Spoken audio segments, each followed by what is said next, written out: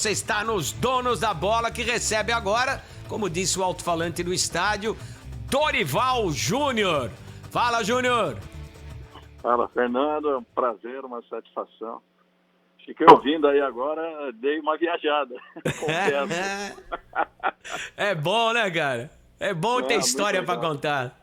Muito legal mesmo. É coisa assim que eu nem imaginava, né? Até porque às vezes você não ouve a narração da partida, né?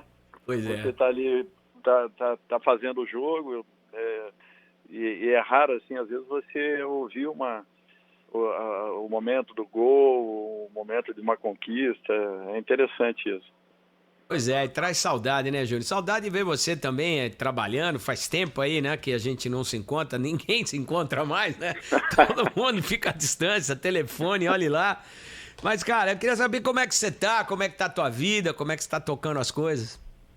Não, graças a Deus tá tudo bem, cara. Eu saí em agosto, né, do Atlético. Sim. Dia 6 de agosto nós conquistávamos aí o Campeonato Paranaense, dia 26 eu deixava o clube. As 3 primeiras rodadas o time foi líder do Campeonato Brasileiro, depois nós tivemos 3 derrotas seguidas, né, e acabei deixando o clube. Mas eu bem tranquilo, rapaz, bem tranquilo, assim, de um modo geral, porque todos os clubes aí que perderam seus profissionais, eu acabei tendo um contato com dirigentes, enfim, procurando saber se da disponibilidade. Eu acho que isso é importante para a gente. Eu preferi dar uma segurada, tentar alguma coisa fora do país, acabou não acontecendo, não dando certo. Pra onde você queria ir, Júnior? Olha, eu tive bem próximo de 3 situações, Fernando. Principalmente o mercado árabe, né, que para mim é engraçado. Nas vezes em que apareceram, eu estava empregado e eu não deixo o clube em momento nenhum. Assim aconteceu por 3 ou 4 vezes com o mercado árabe, uma vez com o mercado chinês, eu acabei não deixando o clube. E agora eu preferi dar uma segurada para ver se esses negócios evoluíam. Até hoje não aconteceu nada. Então, eu vou ter que estar trabalhando novamente em algum clube para que venha um convite um pouco mais real. Dessa vez você vai ter que repensar. Assim, Você vai ter que repensar suas convicções. É verdade. Ô, Júnior, você foi ou não foi pro esporte? Não, Fernando, eu tive um contato com o presidente, nada além disso. Nada além disso. Tava contratado. Por que ele falou que estava contratado? Eu não sei qual foi a colocação que ele deva ter feito lá, né? Mas foi apenas um contato. Milton é meu amigo particular. Na época que eu dirigi o esporte, ele foi meu diretor de futebol. Uma pessoa que eu tenho muito respeito. Mas eu não sei assim como foi a colocação que ele fez. Eu não ouvi nada nesse sentido, apenas as pessoas falando que o presidente já tinha dado como certa a negociação, mas não houve apenas um contato inicial. Dorival, boa noite, Gustavo Soler falando aqui com você, obrigado por atender os donos da bola da Rádio Bandeirantes, mas até em cima desse ponto, ainda existe alguma negociação entre você e o esporte ou só ficou nessa conversa e não tem mais nada entre as duas partes?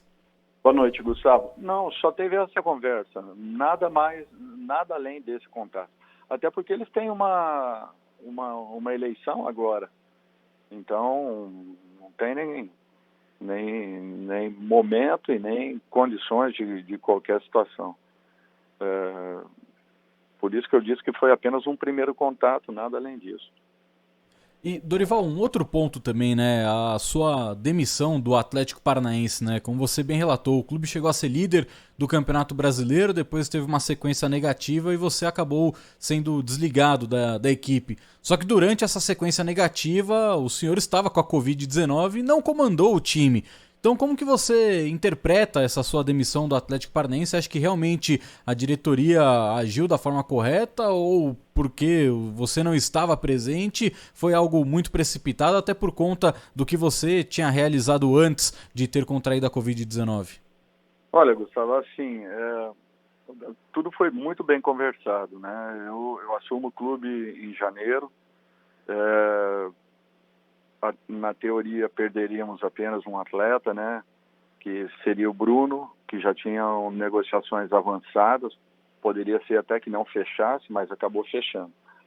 E no mais, a equipe seria mantida. Na sequência, nós continuamos perdendo, né? Foram Rosseto, foi Rony, foi Léo para o Flamengo, enfim. Os jogadores foram saindo e foram 16 perdas e jogadores de ótimo nível, jogadores que vinham sendo titulares da equipe nos últimos 2, 3 anos.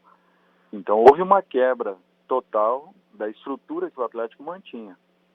E eu tinha na minha cabeça que seria uma remontagem, nós não fizemos contratações, seria uma remontagem, e dentro dessa remontagem eu trabalharia com os garotos que, na teoria, teriam jogado o Campeonato Paranaense, mas que, em razão de terem saído muitos jogadores, foram 16, como eu disse, no total, esses mesmos jogadores que fariam essa primeira etapa, jogando o Campeonato Paranaense, e nós estaríamos ali observando, eles já vieram direto para o time de cima, e de repente estreamos na Libertadores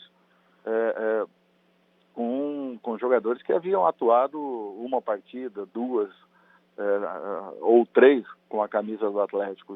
O próprio treinador, eu estreio na Libertadores com apenas 2 partidas jogadas com a camisa do Atlético. Então eu imaginei que o trabalho estivesse andando, fluindo dentro de uma naturalidade e de uma normalidade. Nós finalizamos o Campeonato Paranaense, já que a equipe titular assume a fase decisiva do campeonato.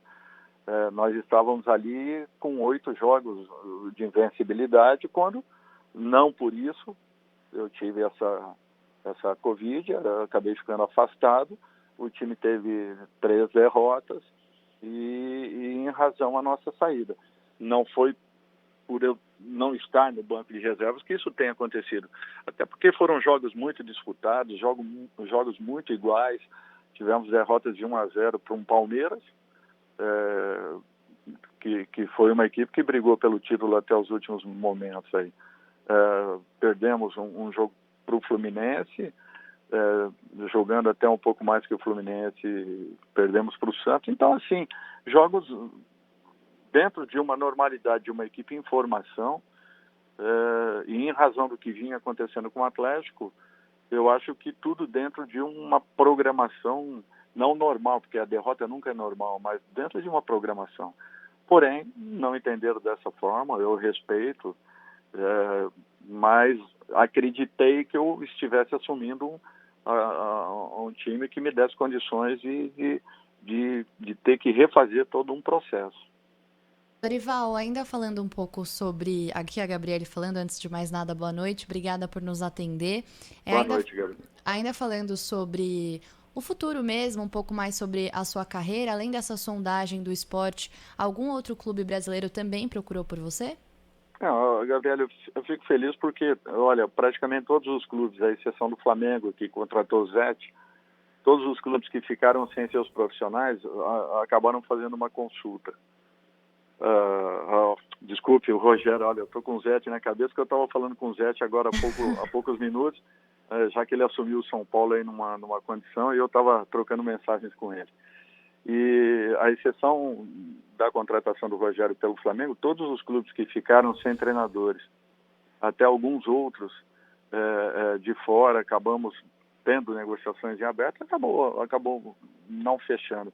Eu dei uma prioridade para tentar sair para fora do país, até porque eu já trabalhei na maioria dos clubes dentro do nosso país.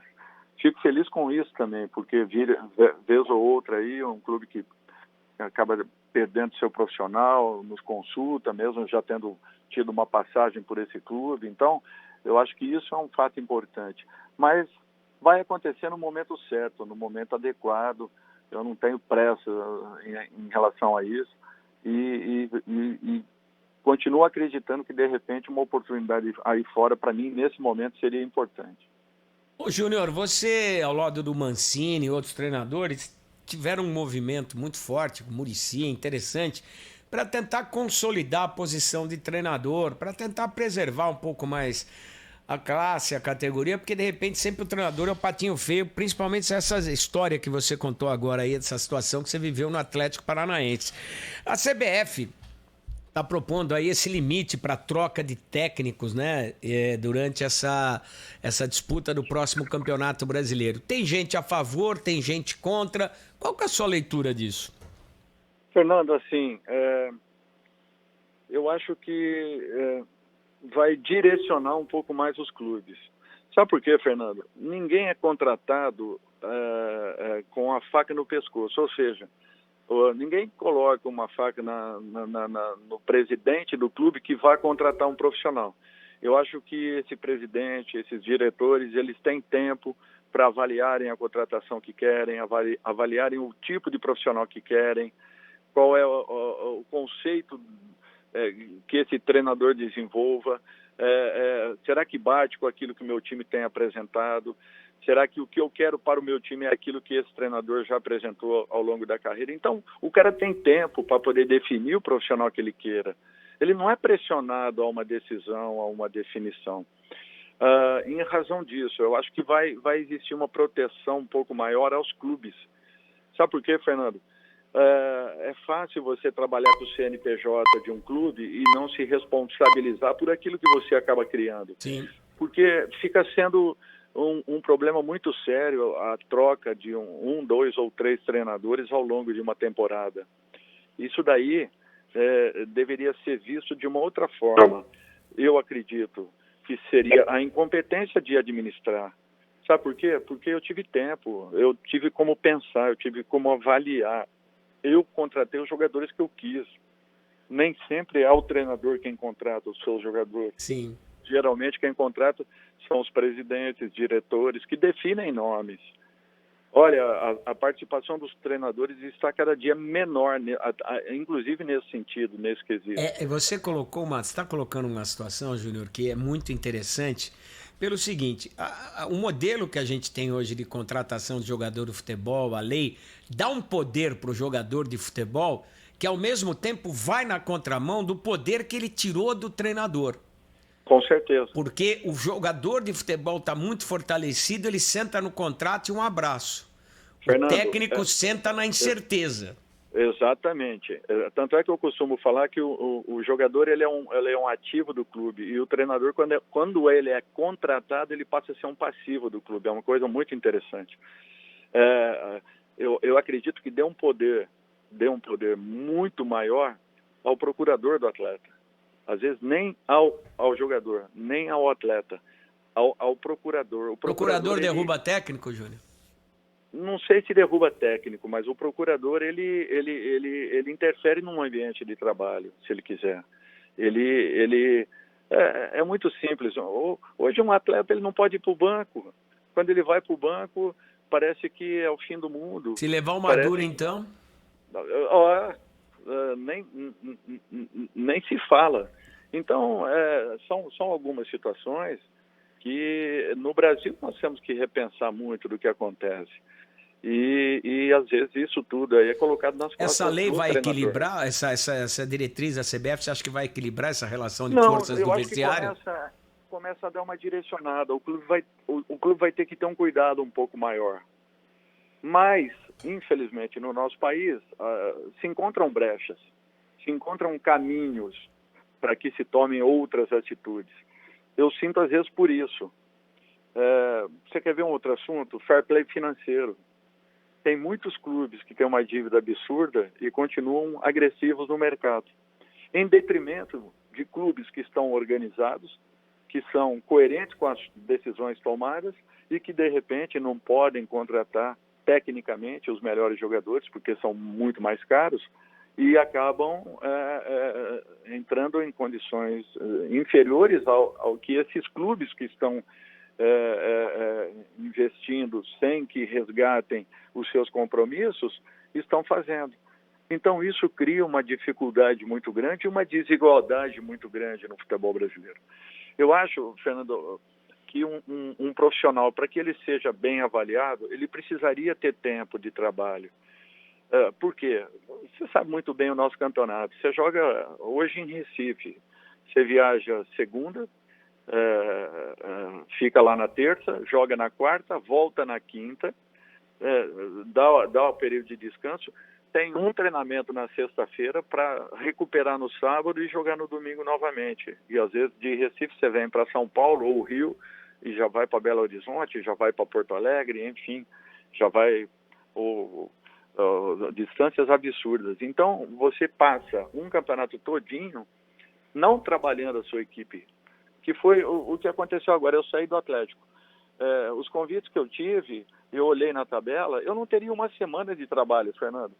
Imagina você se responsabilizar por tudo que vai acontecer com o clube a partir de então, sem que você tenha uma semana de trabalho para poder pelo menos direcionar ou colocar alguma coisa do que você pense. Então é muito complicado essa situação. Por isso que eu acho que você tendo essa condição de saber que o dirigente vai pensar 2 vezes antes de uma alteração, porque não é um sistema de proteção ao treinador, muito mais ao clube. Muito mais ao clube, que não vai ser afetado por atitudes que às vezes estouram ali na frente, depois de 2, 3 anos, quando a justiça trabalhista entra com todas as garras e retira um valor absurdo, porque um profissional... O dirigente nem está lá mais, né? E o dirigente não, nem está lá mais. Pode ter certeza. Então, o que aconteceu? Ele usou o CNPJ do clube e não foi responsabilizado com seu CPF. Então, isso... É por isso que eu falo que, nesse sentido, quem perde, e muito, são os clubes. E muito pouco o dirigente da época. E esse ponto que o Dorival bateu, né, Fernandinho, vai na linha daquela entrevista que o Abel Ferreira deu recentemente, falando que no futebol brasileiro muitos técnicos são demitidos e os dirigentes continuam.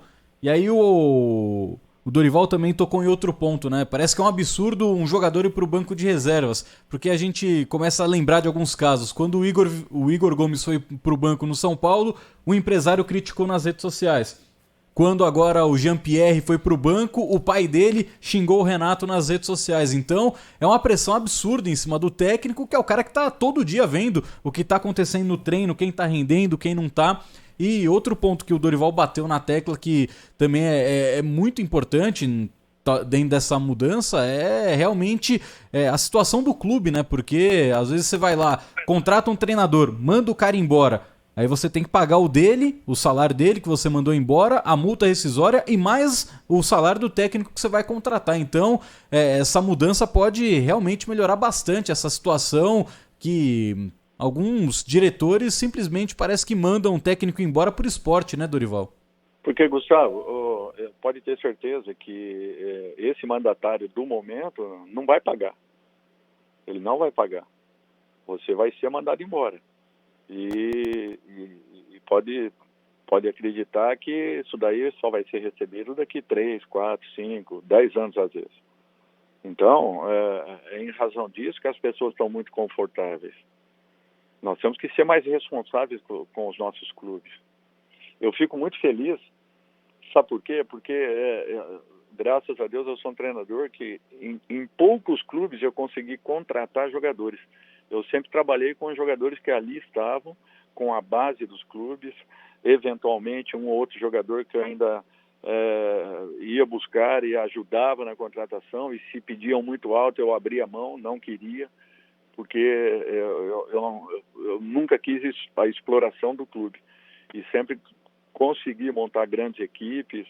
São quase 16 anos de carreira, 13 trabalhando efetivamente, são 16 títulos disputados, então com 11 conquistas. Eu fico muito feliz com tudo isso, porque os meus times foram times contados ali, a conta-gota, montados na briga. Eu peguei 2 times apenas que estavam armados, o Flamengo de 2018 e o Internacional de 2011, 2012.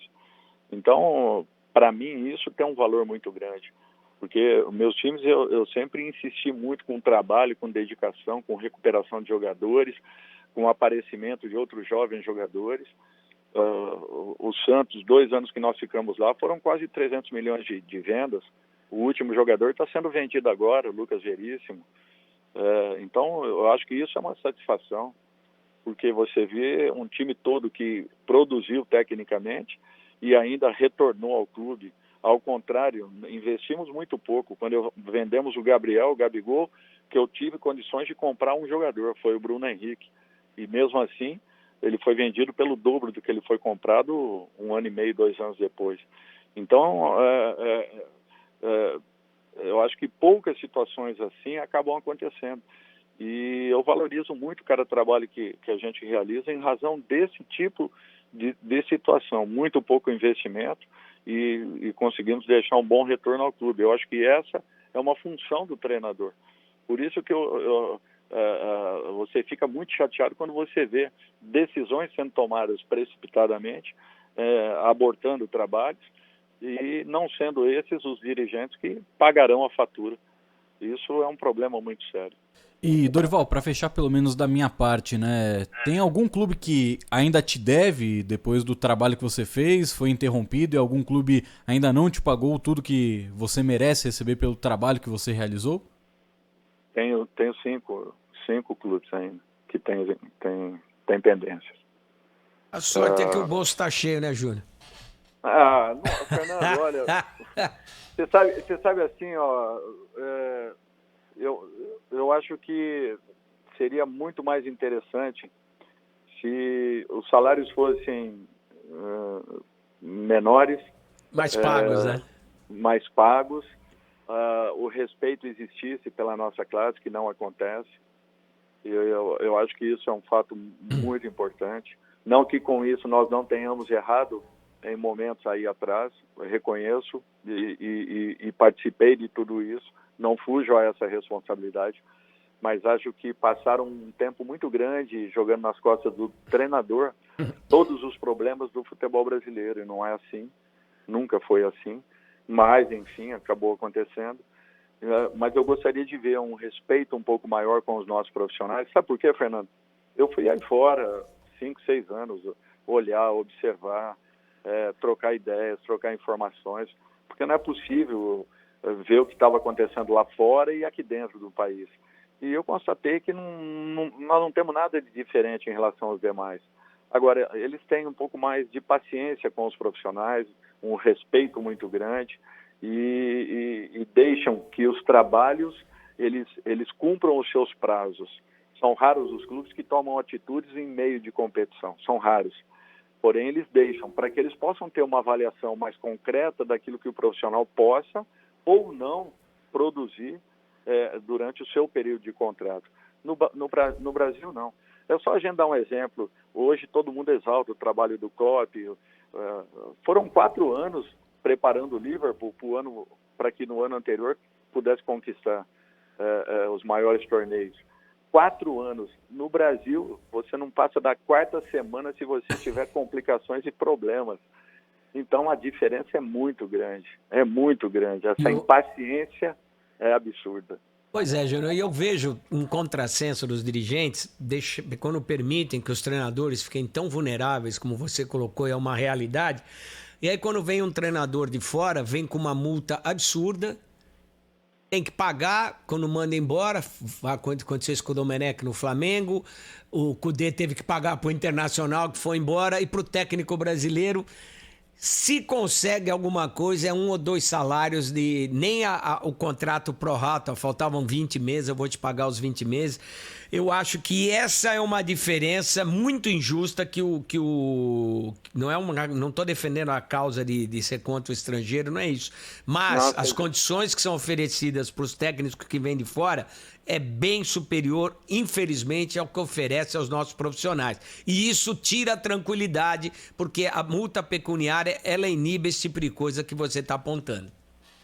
É verdade isso. Queira ou não, é uma desigualdade. Por isso que nós temos que lutar por igualdade. Quando as pessoas falam, vocês estão incomodados com os treinadores estrangeiros que vêm para o Brasil, nós nunca nos incomodamos com isso. Eu acho que é uma troca natural, normal. Mas que se dê condições iguais, né, Júnior? Pelo menos. Exato, é saudável. Você quer ver uma coisa, Fernandinho? Pode vasculhar, ver se tem algum treinador europeu, não vou te dizer nem europeu trabalhando no futebol português. Não existe. Sabe por quê? Porque o futebol português se fechou, entre todos os segmentos que desenvolvem o futebol no país. Eles se fecharam, eles valorizaram os profissionais deles, em acordo com a imprensa de um modo geral, profissionais de fora não entram no país. Você pode olhar, pode vasculhar, ver se tem um treinador de fora trabalhando no futebol português, em qualquer que seja a divisão. Eu posso estar enganado, mas eu acho que não existe. E hoje, Portugal é um dos países que mais exportam profissionais. Se prepararam para isso, nós temos que reconhecer, tá? Porém, os resultados ainda não são muitos. Alguns treinadores conseguiram um determinado sucesso, sim, mas quando estes vêm para o Brasil, eles são muito bem recebidos. Quando um brasileiro vai para fora, primeiro que nós ainda não temos essa possibilidade de irmos para fora, porque só agora a UEFA está com o reconhecimento da nossa licença, só agora. Isso aí aconteceu há poucos meses. Então, a partir de agora, nós temos que fazer um trabalho que vai demorar pelo menos uns 10 a 15 anos de recuperação de mercado. O que era o mercado, principalmente árabe, era brasileiro, o mercado asiático, muitos brasileiros trabalhavam. Nós perdemos praticamente esse mercado porque a UEFA tomou conta de tudo isso, percebeu um nicho de mercado, se apostou, se apoderou e só os seus profissionais credenciados que podem trabalhar. Então, hoje nós estamos tendo dificuldades, inclusive aí fora. Por isso que nós precisamos de um pouco mais de paciência de todos, porque nós estamos também tentando recuperar esse terreno perdido, que nunca foi uma exigência, né, Fernando? A exigência para você ser um treinador de futebol no nosso país era apenas você ser só chegar. Uma pessoa com CPF. Porque se eu fosse o presidente de um clube e quisesse contratar o meu vizinho como treinador de futebol, era só levá-lo para campo. Essa é a verdade. Essa é a realidade. Nunca foi cobrado nada. Um dia eu ouvi falar que eu precisava ser profissional de educação física. Fui e me formei em educação física lá atrás, quando comecei a jogar bola, porque eu imaginava que lá na frente eu poderia, de repente, usar. Só que quando eu finalizo a minha carreira, já com 10 anos como treinador, eu vim a saber que aí sim a CBF começa a implantar um curso e que eu teria que novamente me formar para ser um treinador profissional no país. Então, essas situações nós estamos também atentos e querendo mudarmos, mas nós precisamos principalmente que os gestores comecem a pensar um pouco mais o futebol de uma maneira madura, segura e profissional. Porque senão não adianta nada o treinador se profissionalizar, melhorar, estudar, buscar, tentar recuperar a essência do futebol brasileiro, se os nossos gestores não estiverem na mesma sintonia. Nós vamos ficar no meio do caminho, com certeza, o que já estamos aí há mais de 25 anos, né? Sempre perambulando de um lado para o outro, porque nós nunca temos, a não ser que façamos resultados todos os anos, nós nunca temos a sequência de um trabalho. No primeiro momento de desequilíbrio, a corda estoura no profissional, no treinador brasileiro.